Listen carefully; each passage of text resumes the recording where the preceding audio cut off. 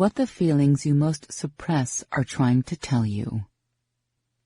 Emotional intelligence is not how infrequently you feel anything bad, because you've developed the discipline and wisdom not to. It's not how easily you choose what you think, how you let it affect you, or how placidly you react to any given situation. Real emotional maturity is how thoroughly you let yourself feel anything, everything, whatever comes. It is simply the knowing that the worst thing that could ever happen is just a feeling at the end of the day. That's it. A feeling.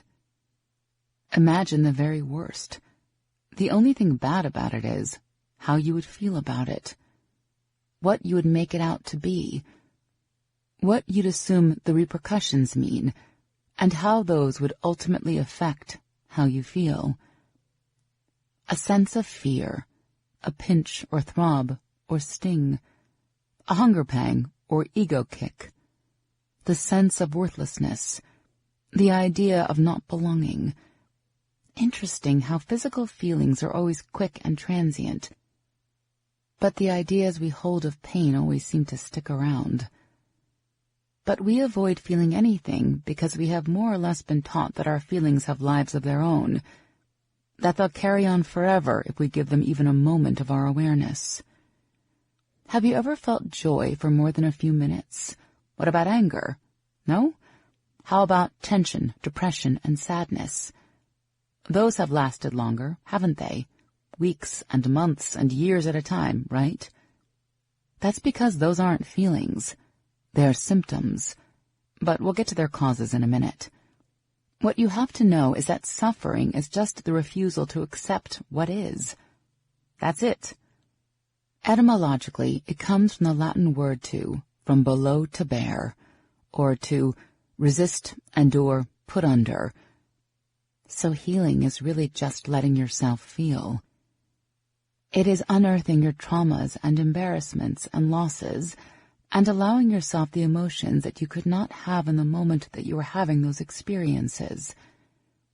It's letting yourself filter and process what you had to suppress at the time to keep going, maybe even to survive. We all fear that our feelings are too big, especially in the moment we're actually having them. We were taught not to be too loving. We'd get hurt. Too smart. We'd get bullied. Too fearful. We'd be vulnerable. To be compliant with what other people wanted us to feel. As kids, we were punished for crying out if our emotional experience wasn't in accordance with our parents' convenience. No wonder we still respond the way we do. The point is that you aren't the one who is afraid of feeling too much. It's the people who called you crazy and dramatic and wrong. The people who don't know how to handle it, who want you to stay where you are. Those are the people who want you to keep not feeling, not you. You know how I know? Because your numbness isn't feeling nothing, it's feeling everything, and never having learned to process anything at all. Numbness is not nothing. Neutral is nothing. Numbness is everything at once. Because your sadness is saying, I am still attached to something being different. Your guilt is saying, I fear I have done bad in someone's eyes. And your shame? I fear I am bad in someone's eyes. Your anxiety is your resistance to the process. Your last grasps at a control you are becoming more and more aware that you do not have. Your tiredness is your resistance to who you really are, the person you actually want to be. Your annoyance is your repressed anger. Your depression, biological factors aside, of course, is everything coming to the surface and you bellowing down to stow it away. And your arrival at the conclusion that you cannot go on like this, that you're missing out, that you're off track and feeling stuck and lost, is you realizing that you need not change your feelings. You just have to learn to lean into them and see what they are trying to tell you. Trying to change how you feel is like finding a road sign that points in the opposite direction of where you had intended to go, and getting out to try to turn the sign rather than your course of action. And what happens when we stow away the emotions that accompany our experiences, never give ourselves time to process, try to force ourselves into feeling any given way at any given time, is we disregard what will give us the ultimate peace, just allowing without judgment. So it's not about changing how you feel. It's about listening.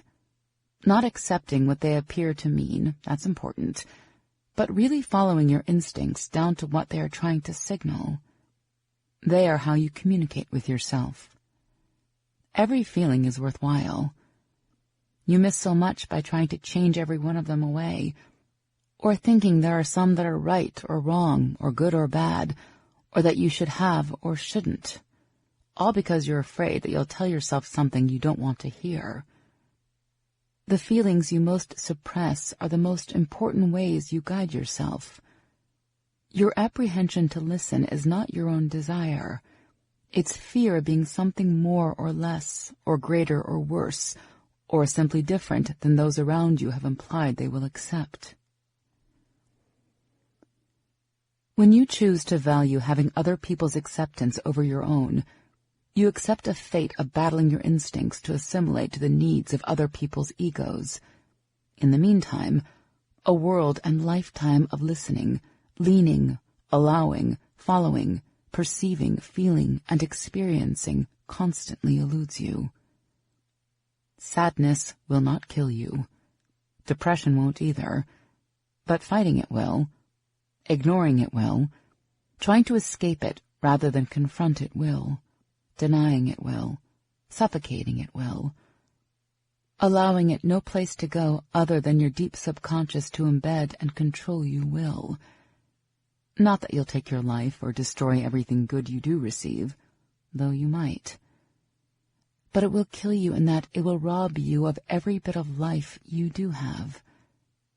You either let yourself feel everything or numb yourself into feeling nothing. You cannot select emotions. You are either in accord with their flow or in resistance to their nature. In the end, the choice is yours.